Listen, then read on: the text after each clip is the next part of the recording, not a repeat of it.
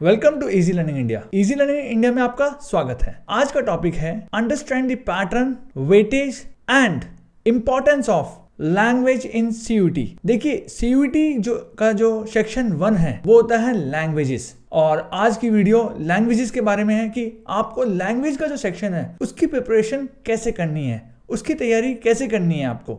सो आज की वीडियो इसी पूरे टॉपिक के ऊपर है। हम डिफरेंट एस्पेक्ट डिस्कस करेंगे आज की वीडियो के अंदर लैंग्वेज के ऊपर। तो सबसे पहले ओवरव्यू ले लेते हैं लैंग्वेज के ऊपर। तो लैंग्वेज के अंदर 50 क्वेश्चन आते हैं, 60 मिनट में आपको करने पड़ते हैं, और अब 13 लैंग्वेजेस हैं। पहले 23 लैंग्वेजेस थी बट अब है 13 लैंग्वेजेस। सो मैं पहले आपको उन सभी 13 लैंग्वेजेस के बारे में बताता हूँ जो सेक्शन 1 के अंदर आती हैं।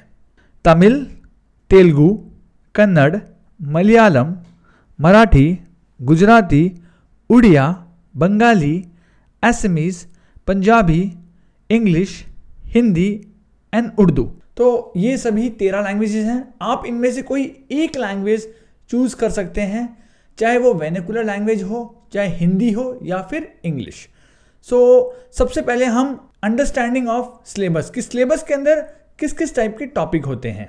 इसके अंदर आते हैं रीडिंग कॉम्प्रिहेंशन, जिसे हम पैसेज बेस्ड बोलते हैं क्वेश्चंस। फिर आता है ग्रामर के अंदर आते हैं सेंटेंस करेक्शन, प्रीपोजिशन, कंजक्शन। फिर आता है वोकैबुलरी के अंदर आता है synonym, antonyms, idioms, phrases and words के मीनिंग। और फिर आता है जो राइटिंग स्किल्स है, ये एक तरीके से आपके जो क्वेश्चंस होते हैं वो होते हैं रीअरेंजमेंट के questions, para jumble, summary writing.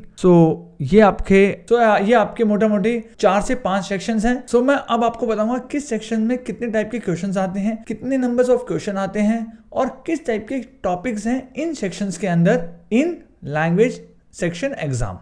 Reading comprehension के अंदर जो है वो आपके 18 से 24 क्वेश्चन आते हैं। इसके अंदर मैं ऑलरेडी बता चुका हूं आपको कि आपको एक अनसीन पैसेज या पैसेज रीड करना पड़ता है, उसके ऊपर आपके क्वेश्चंस होते हैं। फिर आता है वोकैबुलरी, उसके अंदर आपके 8 से 10 क्वेश्चंस होते हैं। इसके अंदर आपके synonym, antonyms, idioms and phrases होते हैं। फिर आते हैं आपके ग्रामर के ऊपर। ग्रामर के अंदर 3 से 5 क्वेश्चंस होते हैं। इसमें tenses, speech, parts, tense, voice, clauses, ये होता है। देन आपके आते हैं चूज द करेक्ट वर्ड्स, जो आपके एक तरीके से वोकैबुलरी के ऊपर होता है कि इसका करेक्ट वर्ड कौन सा होगा।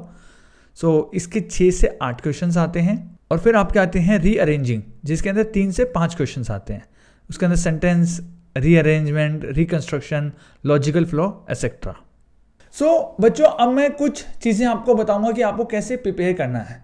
सबसे पहले हम देखेंगे कि हमें सबसे इंपॉर्टेंट चीज़ क्या है इसके अंदर, रीडिंग कॉम्प्रिहेंशन।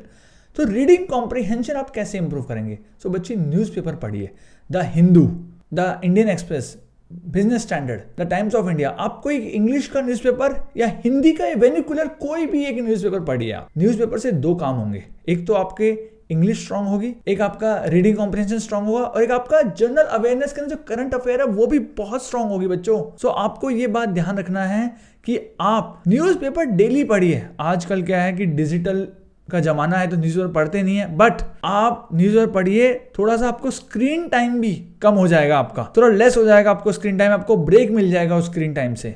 न्यूज़पेपर जरूर पढ़िए और थोरली पढ़िए। दिन में आप आधा घंटा जरूर निकालिए। आप चाहे मेट्रो में ट्रैवल कर रहे हैं, स्कूल में हैं, घर पे हैं, आप मॉर्निंग या इवनिंग कोशिश कीजिए मॉर्निंग में आप 15 मिनट्स निकालिए, और जो बचा है वो आप शाम को पढ़ सकते हैं। तो न्यूज़पेपर में एडिटोरियल जरूर पढ़िए कि एडिटोरियल जो पेज होता है वो बहुत इंपॉर्टेंट है। उससे आपकी देखिए रीडिंग कॉम्प्रिहेंशन तो इंप्रूव होगी, बट आपकी वोकैबुलरी भी इंप्रूव होगी। आप देखिए कि आज 10 नए वर्ड कौन से सीखे आपने, आप लिख लीजिए उन वर्ड्स को। देखिए बच्चों, जो आपकी रियल लाइफ में जो आप प्रॉब्लम देखते हैं और वो सॉल्व करते हैं ना, वो बहुत इंपॉर्टेंट है। आप आज सोच रहे हैं 100 वर्ड में याद कर लूंगा, 100 वर्ड याद करने मुश्किल हो जाते हैं मेरे बच्चों।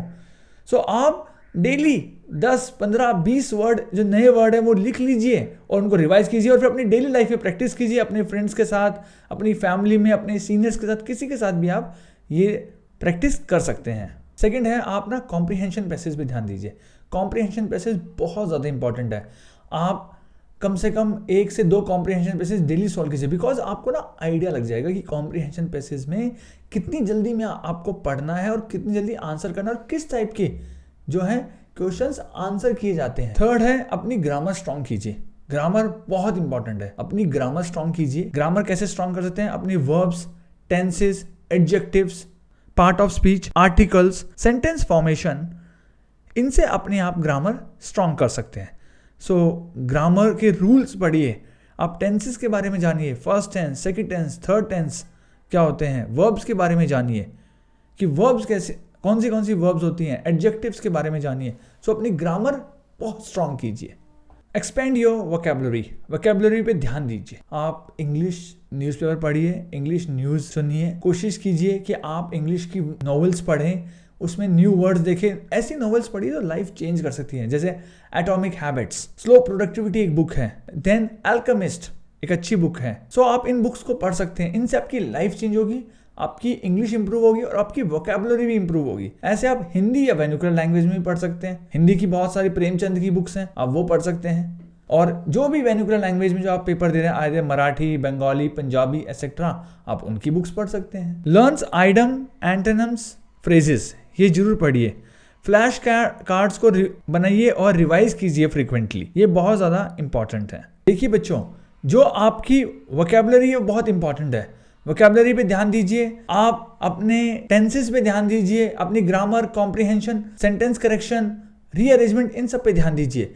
जब आप सब कुछ अच्छी तरीके से पढ़ लेंगे, रिवाइज कर लेंगे, फिर आप प्रैक्टिस टेस्ट कीजिए। आप 50 क्वेश्चंस 60 मिनट में कोशिश कीजिए कि 50 क्वेश्चन करने ही करने हैं आपको।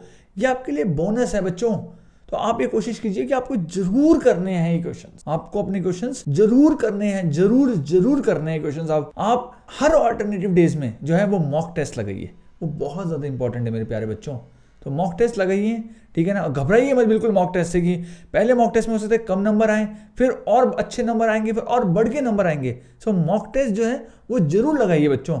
जितने ही मॉक टेस्ट हैं उनको एनालिसिस कीजिए, अपनी मिस्टेक्स को एनालिसिस कीजिए, ठीक है, और उन मिस्टेक्स को इंप्रूव कीजिए कि उन मिस्टेक्स को आप कैसे इंप्रूव करेंगे। Focus on your writing skills पे अपना ध्यान दीजिए। राइटिंग स्किल से 2 चीज इंप्रूव होंगी। जितने भी आप अपने राइटिंग स्किल से, आपके जो बोर्ड के एग्जाम्स है ना, उनपे भी आपको बहुत हेल्प मिलेगी और सीयूटी के एग्जाम में भी बहुत हेल्प मिलेगी आपकी राइटिंग स्किल्स में। इंप्रूव कीजिए अपने राइटिंग स्किल्स को, अपने टेंसेस को, स्पीच को, अपने आर्टिकल्स को, इन सभी चीजों को इंप्रूव कीजिए। टाइम मैनेजमेंट बहुत ज्यादा इंपॉर्टेंट है। टाइम अपना मैनेज रखिए।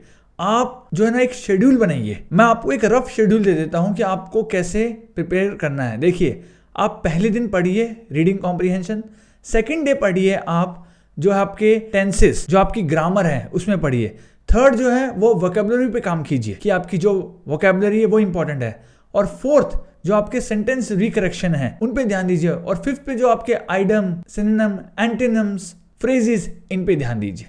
तो 5 दिन ये हो गए आपके, और 6th डे पे आप रिवाइज कीजिए पूरा जितना भी आपके वीक टॉपिक्स हैं, देखिए, एनालिसिस कीजिए और एक मॉक टेस्ट कीजिए 6th डे, और 7th डे रेस्ट कीजिए या फिर देख लीजिए कि आपके वीक पॉइंट कौन से हैं, और फिर दोबारा 1st डे से आप इसी चीज को रिपीट कीजिए।